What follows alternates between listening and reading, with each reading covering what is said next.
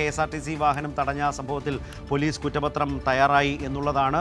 അന്ന് ആ കാലത്ത് ഏറെ വിവാദമായ സംഭവമായിരുന്നു. മേയറെയും കുടുംബത്തെയും അശ്ലീലാംഗ്യമൊക്കെ കാണിച്ച ആ ഡ്രൈവർ, അന്നത് വലിയ വിവാദമായിരുന്നു. അതിനെതിരെ വലിയ പ്രതിഷേധമാണ് അന്ന് മേയർ ആര്യ രാജേന്ദ്രൻ്റെയും ഭർത്താവ് സച്ചിൻ ദേവ് MLA-യുടെയും ഭാഗത്തു നിന്നൊക്കെ ഉണ്ടായത്.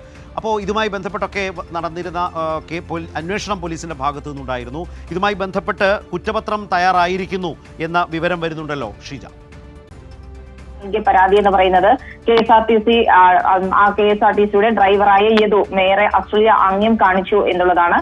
മറ്റൊന്ന് വാഹനം തടഞ്ഞു എന്ന രീതിയിൽ യദു നൽകിയ പരാതിയായിരുന്നു. യദു നൽകിയ പരാതിയിലാണ് ഇപ്പോൾ കുറ്റപത്രം തയ്യാറായിരിക്കുന്നത്. അതിലാണ് മേയർക്കൊപ്പം അന്ന് മേയറുടെ ഭർത്താവും MLA-യുമായിട്ടുള്ള സച്ചിൻ ദേവും ഉണ്ടായിരുന്നു.